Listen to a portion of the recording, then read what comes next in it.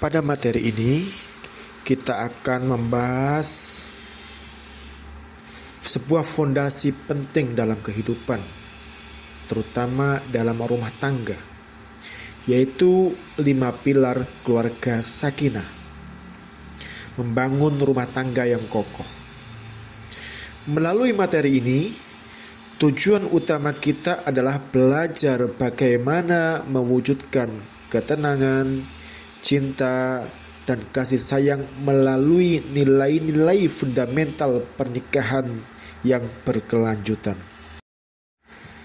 Mari kita mulai dengan sebuah realita. Seringkali kita berpikir bahwa cinta saja sudah cukup.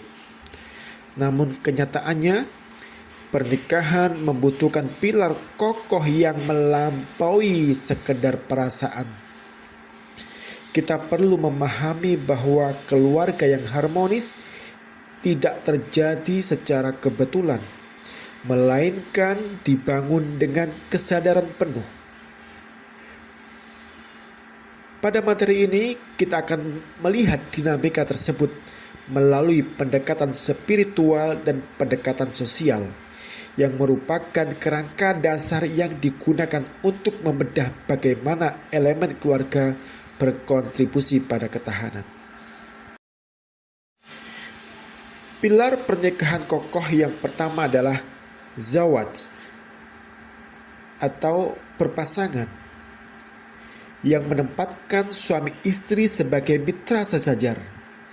Sangat penting bagi kita untuk menghapus hierarki yang kaku dan menggantinya dengan prinsip saling melengkapi dalam kehidupan. Dalam konsep kemitraan sejajar ini, suami istri adalah mitra setara, bukan atasan bawahan, yang saling menopang dalam setiap keadaan. Hubungan ini bersifat saling melengkapi, laksana sepasang sayap. Keluarga hanya bisa terbang menuju tujuan jika kedua sayap berfungsi dengan baik. Selain itu, ada fungsi pakaian, di mana keduanya berperan sebagai pakaian yang memberikan perlindungan, kehangatan, dan menjaga martabat pasangan.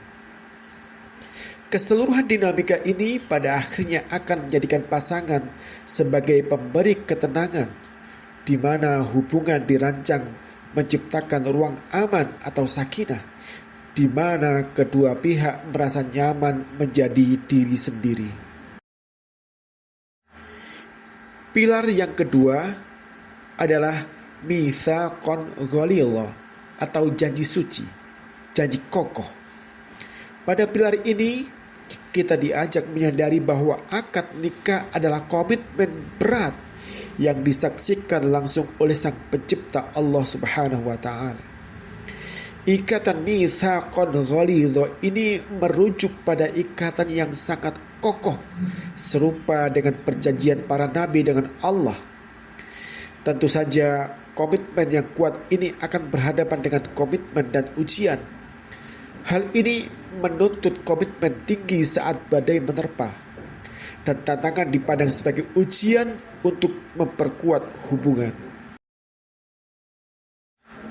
Selanjutnya kita masuk ke pilar ketiga, yaitu muasyarah bil ma'ruf, yang berarti mempergauli dengan patut, dengan mengedepankan etika dalam interaksi. Ini adalah tentang bagaimana kita memperlakukan pasangan dengan standar akhlak yang paling mulia dalam kehidupan sehari-hari. Ada beberapa poin penting di sini. Yang pertama adalah karakter mulia. Interaksi didasari oleh budi pekerti yang luhur, sopan santun, dan kelembutan hati. Poin selanjutnya adalah tanpa perendahan. Dilarang keras melakukan tindakan atau ucapan yang merendahkan martabat pasangan dalam bentuk apapun. Selanjutnya yaitu afeksi aktif.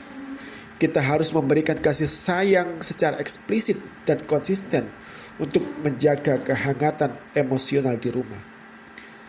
Dan juga ada kewajiban timbal balik. Perlakuan baik ini merupakan kewajiban kedua belah pihak yang pada akhirnya menciptakan lingkaran kebaikan yang terus berputar.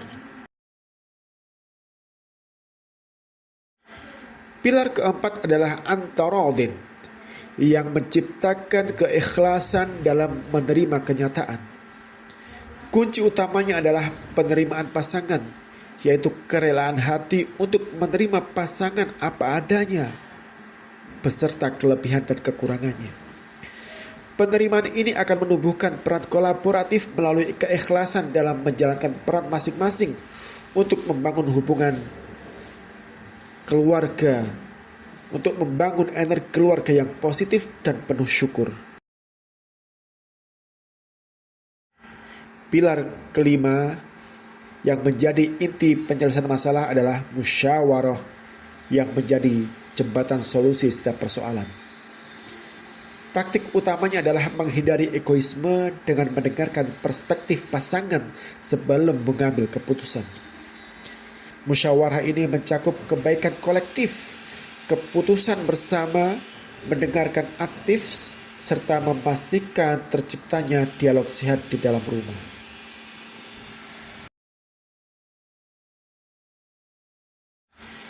Lalu, bagaimana kelima hal tadi saling berkaitan?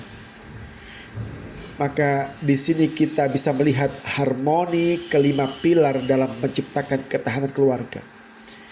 Kita bisa melihat elemen spiritual, sosial, dan emosional menyatu menjadi kesatuan yang utuh.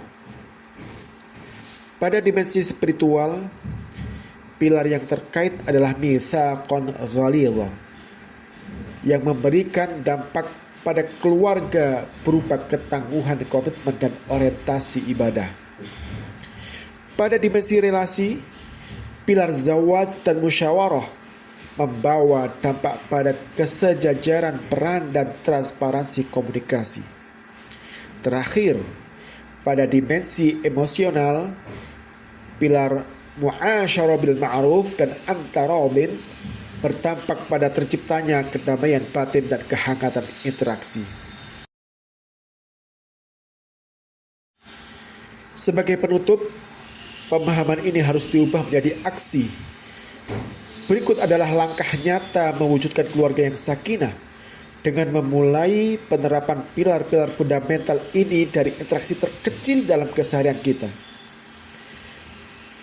Pertama, evaluasi komunikasi. Mulailah membiasakan musyawarah, bahkan untuk hal-hal kecil, guna membangun kebiasaan diskusi yang sehat. Kemudian pembaruan niat. Ingat kembali janji suci mitsaqun ghalidh setiap kali menghadapi gesekan atau konflik dengan pasangan. Kemudian praktik apresiasi. Tunjukkan sikap mu'asyarah bil ma'ruf melalui ucapan terima kasih dan kasih sayang yang tulus setiap hari. Dan belajar menerima, praktekkan ta'antarodin dengan fokus pada kelebihan pasangan daripada terus-menerus mengungkit kekurangan. Semoga pilar-pilar ini dapat memperkuat dan membawa keharmonisan bagi kita semua.